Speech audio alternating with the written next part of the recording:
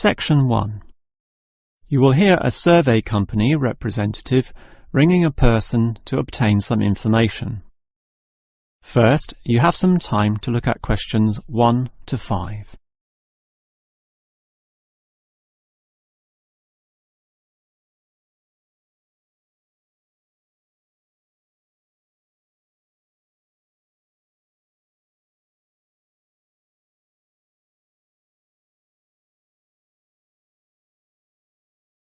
You will see that there is an example that has been done for you.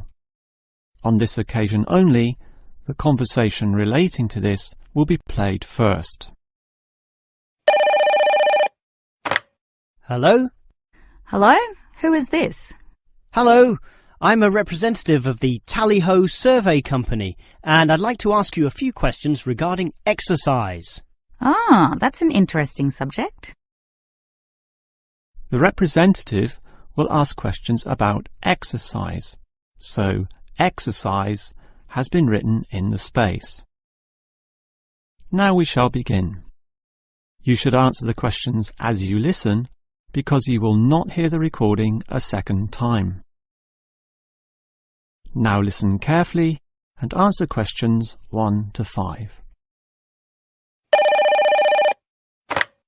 Hello? Hello? Who is this? Hello, I'm a representative of the Tally-Ho Survey Company, and I'd like to ask you a few questions regarding exercise. Ah, that's an interesting subject. Yes, we think so too. But I'm afraid I'm a bit busy at the moment. Don't worry, this will only take about 4 minutes at the most. It's 10:25 now, so it will all be over by 10:30. Well, all right, if it's that short. It will be. So, one of the first things I need to know is where you are, that is, which suburb or area of the city. The last client was in Blackburn, for example. Blackburn, that's close to me. I'm in Box Hill. Another eastern suburb, then. I have a friend in Box Hill, too. Interesting place. Now, I need your approximate age for this survey. Are you younger than 20, between 20 and 29, 30 and 39, and so on? I'll turn 40 in a few months, so that puts me in the 40 to 49 age group. Well, that's in a few months, so right now you're in the 30 to 39. All right, so put that then. OK. Now, I need to know your occupation. The last caller was a housewife, for example. The one before that, a teacher.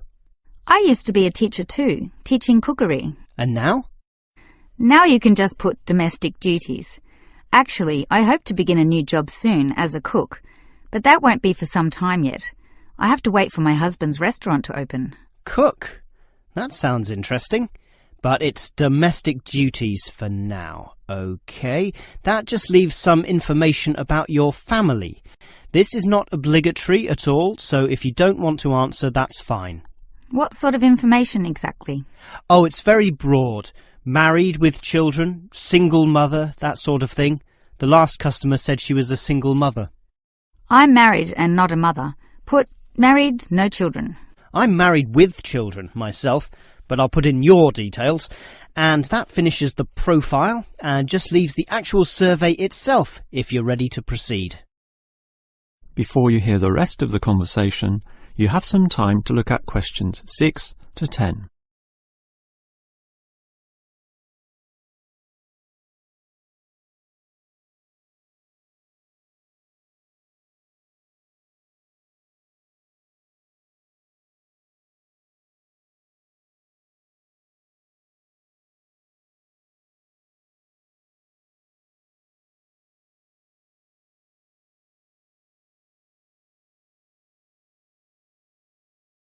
Now listen and answer questions 6 to 10. All right, let's begin the survey now about your exercise habits. I'm afraid I don't exercise much at all. Well, the main question is in what form you take your exercise, however little that may be. For example, in just cleaning. Do you clean the house? My husband does the cleaning, actually, but I walk to the supermarket and shops very often, up to 4 times a week. I'll put that then, unless there's something else. Nothing else, really. But I diet. I'm very strict about what I eat. Oh, and I do yoga, although that's not very energetic. More a form of relaxation and to tighten my muscles. They're both important, of course. But what about sport? Do you undertake any sporting activities? This could be very infrequent. In the past, for example. My husband plays basketball at the local school, and I sometimes watch. When he was younger, he was in a basketball team, but I never participated. Have you done anything at all? I used to hike in a nearby national park. Well, that's a definite physical activity, so I'll put that, but not basketball. All right, that just leaves future exercise intentions. Do you plan or expect to do, at some stage, any form of exercise? I once dreamt of doing modern dance, but that's never going to happen. Realistically, I'm thinking about going swimming at the local aquatic centre. Although my husband thinks we should just jog. I can't see myself doing that though. Too tiring. I can understand. I used to jog too, and it really makes you sweat. I'd say swimming's a much better option. But I'll be starting this job as a cook in my husband's restaurant. I imagine I'll be very tired doing all those late shifts. But if I have any energy left over, I might go to the aquatic centre to release some stress. All right, well, that's the end of the survey. Thank you very much for your time. That is the end of section 1. You now have half a minute to check your answers.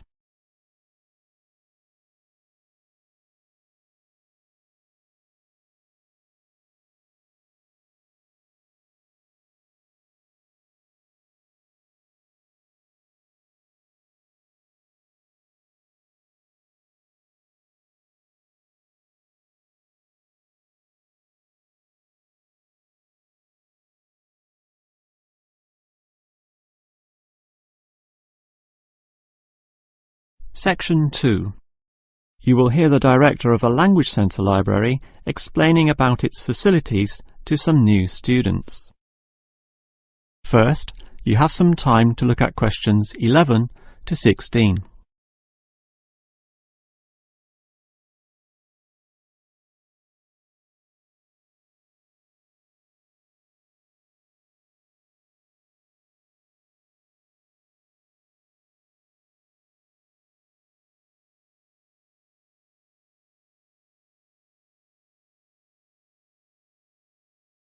Now listen carefully and answer questions 11 to 16.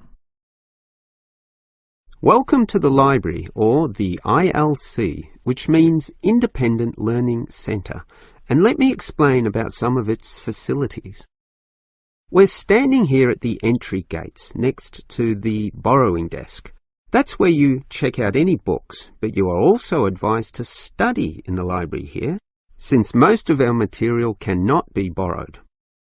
Thus, we have seating along the middle of the library, and in that far corner in front of us on the left, we have the quiet reading section for some serious reading activity. We used to have the computers there, but then realised that that corner was very quiet and thus better suited for the purpose it now has. The computers were instead shifted to a more central location, right beside us here on the left. Again, somewhat confusingly, this area once housed the newspaper and magazine section, but the people in the quiet reading area had to walk too far to collect this literature, so it was moved to right beside them in the adjacent corner. So, feel free to read the newspapers there, but the reference books, those huge weighty dictionaries, atlases and encyclopedias, were all situated at the opposite end of the building, against the wall. This was because they weren't generally that popular, and we wanted more space for the magazine racks, always a favourite with readers. Okay, as well as reading, you need to work on your listening skills, and for that you need the audio section. Again, such an activity needs a quiet area, so we put this in the last remaining corner up there on your right. As you can see, there are CD players and headphones, so just borrow the listening packs, sit down there and listen away. Right, that just leaves the main library. In other libraries, that's often right beside the newspaper and magazine section, allowing freedom to choose from all genres of literature, but here we've got them further apart. For the main library, just follow your nose past the central seating there, and it's there among all that shelving, upon which you'll find an abundance of interesting books and listening packs to use. Before you hear the rest of the talk, you have some time to look at questions 17 to 20.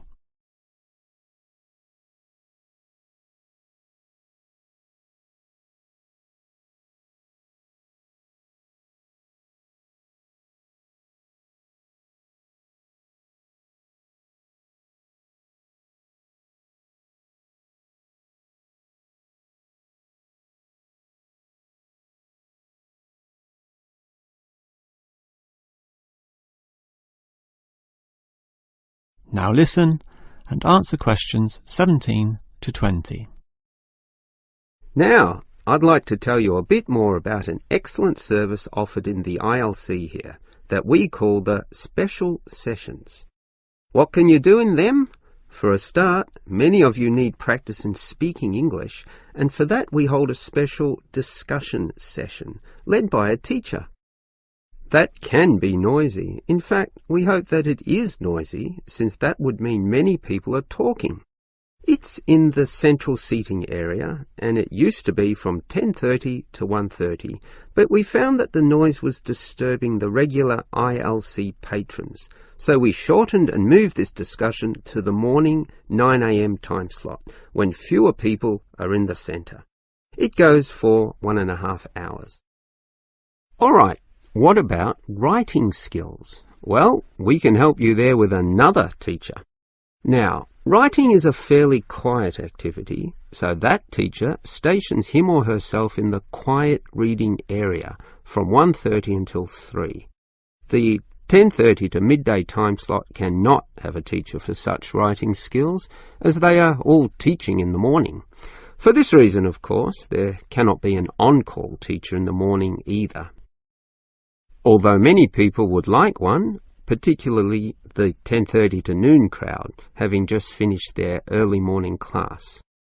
These students all have to wait until midday onwards, when, for 3 hours, a teacher will be stationed in the audio section, ready to deal with all those questions. Until recently, we had another teacher doing the 3 p.m. to 6 p.m. time slot in the central seating. But all the noise interfered with the late users of the ILC, so we had to cancel that. Also noisy can be the language exchange, where local students who want to learn your language will help you practice English. This is generally done in pairs, so the noise level is low enough not to need this exchange to run at 9 a.m, but at the more congenial time of 10:30 among the central seating. That must finish by 1:30 though, after which quieter and more individual activities take place.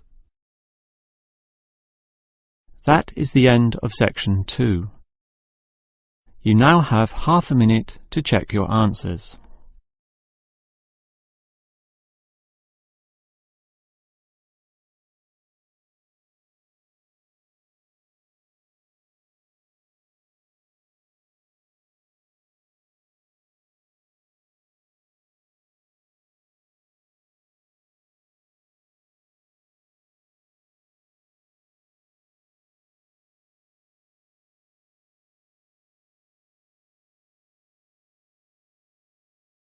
Section 3.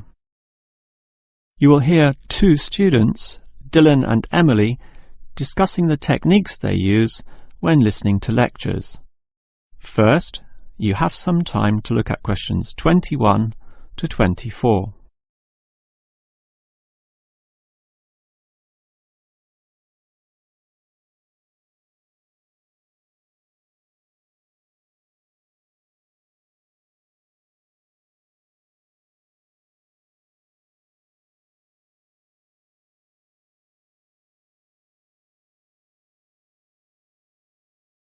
Now listen carefully and answer questions 21 to 24.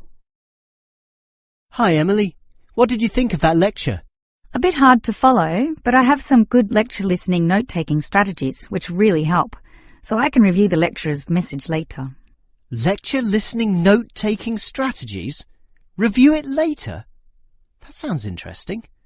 I must admit, I struggle a bit to take down the gist of what I hear. Look at my notes. Well, I can see a basic problem immediately. You're writing full words, such as century, when all you need is a C. And don't write increase, just draw an up arrow. And why write thousand when a TH will do? I see. Just use symbols. That's not a bad idea at all. It's the most basic strategy, allowing you to record information at a faster pace. These lecturers can talk faster than others too, so you don't want to waste any time. But you need to be very familiar with your set of symbols. Why? Because you'll have to look at these notes days, weeks, or even months afterwards when you begin writing your essay. So you'll need to be able to interpret them at a later stage. I think I can do this, even by looking at your notes. Imed must mean immediately. But regarding the lecture as a whole, I knew the professor would be giving a set of specific recommendations and comparing two alternative approaches, so I formatted my page in advance, adding the features consistent with the nature of what I was going to hear. I think I need an example of what you mean. Well, look at my page. Before the lecture, I drew large headings saying recommendations. You should always draw these, and I drew a table saying approach 1 and approach 2. At the end, I drew a flowchart, as obviously the final recommendation would be a step-by-step approach. Then I was prepared in advance to simply fill in the spaces. Wow! Now that's clever. Before you hear the rest of the talk, you have some time to look at questions 25 to 30.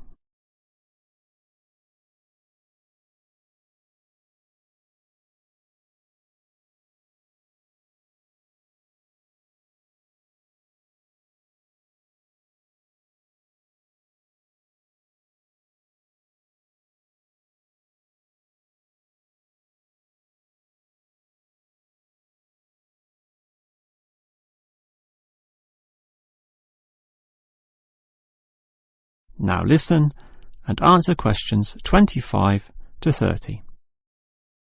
Your advice about note-taking sounds great, but I still have one question, Emily. How are you able to design your page in advance? I mean, how can you predict the nature of the talk and know which design is likely to work best? It's rather obvious when you think about it. What's your next lecture about? Legal studies. Well, that suggests to me that you'll need a flowchart, since the judicial system has a very logical, do this first, do that second approach, which must be followed in that order. You know, all the processes that happen in the courtroom and the procedures that must take place to ensure complete legality. Sure, that's the way law is, very linear and orderly. But what about culture studies? That's just a mass of comparisons of different cultures. Which tells you that you'll need a table where, in tabular form, you can efficiently write down information. But often the lecture's not that simple. The professor throws in a really complex mix of ideas. Then use a spider graph, like the web a spider makes, where there's a central idea around which you attach all the associated thoughts and ideas and impressions. I see.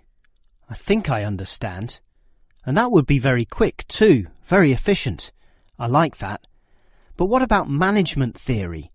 How would you approach that? The same as with culture studies. I'd use a network, which is basically the same as a spider graph, linking thoughts, although this time there are directions involved. It is this element that makes it different, the fact that the thoughts go one way and not the other. Okay, has directions. It sounds logical. And what about the other subjects, such as political science? There's no predictable order to that. Well, for that I just put my notes in a line, that is, in linear or straight line fashion, and these notes would use symbols, of course, to save time. Okay, that just leaves mass media. For that, I wouldn't have any special design at all. As you say, sometimes it's impossible to predict in what way lecturers will present their information, in which case the best you can do is pre-write headings, but not specific, just general, as in main 1, main 2, sub 1, 2 and 3, and so on. OK. But always be prepared to adapt to the nature of the talk, using any one of the other methods if it becomes appropriate at the time. That is the end of section 3. You now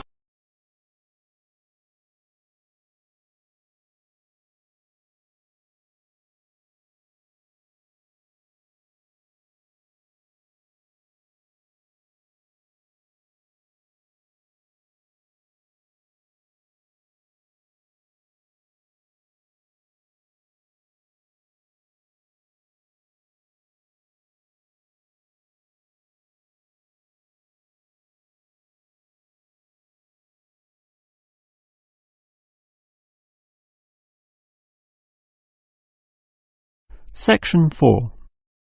You will hear a lecturer talking about an unusual atomic particle called a neutrino.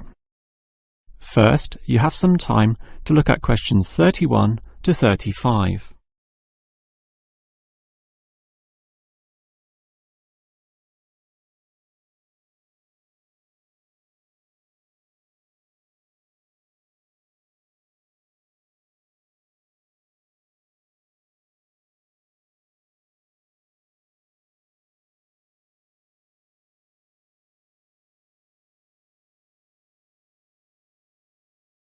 Now listen carefully and answer questions 31 to 35.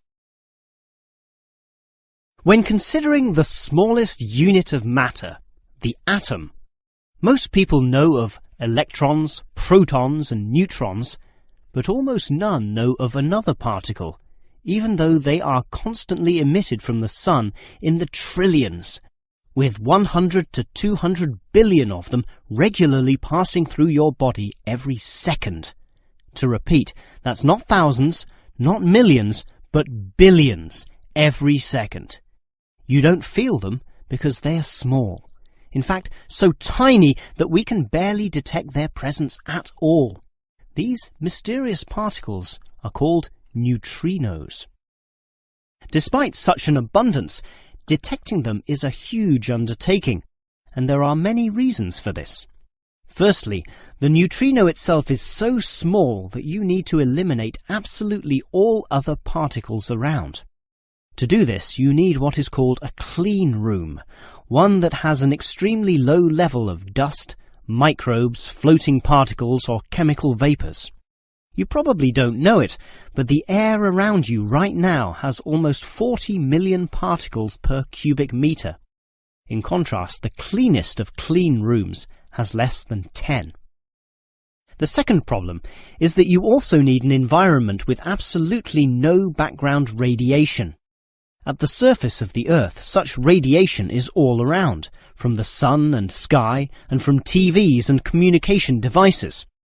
The only way to screen out all that is to go underground, and I mean deep underground.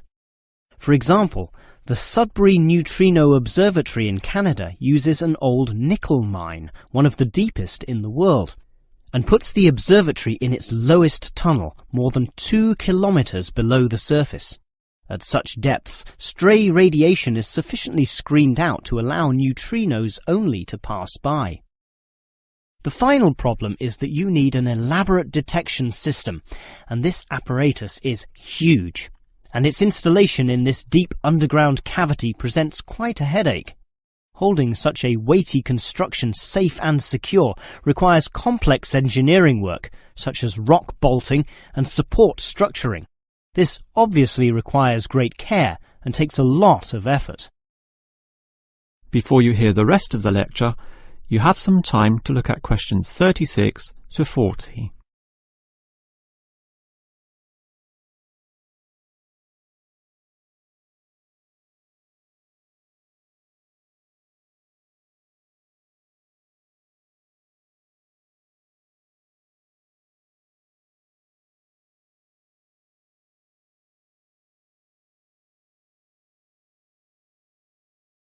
Now listen and answer questions 36 to 40. So I've told you about the difficulty in detecting neutrinos. They are tiny, virtually weightless, have no electric charge, and hardly interact with anything at all. Yet we can detect them, and to see how, let's consider the Sudbury installation once again. The detector there consists of a spherical container filled with heavy water. This rests inside another vessel filled with normal water, which helps support the weight of the inner sphere, as well as providing further shielding from any stray radiation. At the edge of this inner sphere are about 10,000 electronic detectors. These are extremely sensitive, able to multiply 100 million times any electric current which occurs. So, as the neutrinos pass through this sphere of water, there is a very, very, very small chance that one of them may hit a water molecule. To increase the likelihood of this, two strategies are used. 1. The larger the sphere of water, the better, and the Sudbury tank holds not 10 tons, not 100 tons, but 1,000 tons. 2. The water is special, consisting as it does of heavier molecules. So what happens is this. If the neutrino hits the water molecule, the neutrino is absorbed, but the molecule itself splits apart, producing a tiny electric current. It is this which is detected and analysed, giving key information about the neutrino. The final question is, why do we care about these elusive particles? Well, just think. They can pass right through the core of our sun at the speed of light without being affected or losing strength. No other form of radiation can do that, meaning that the knowledge we get about neutrinos can help us to control them. With this ability, we can probe the centre of our Earth, the inner layers of our sun, and the outer limits of our solar system. And that makes it all worth the effort. That is the end of section 4. You now have half a minute to check your answers.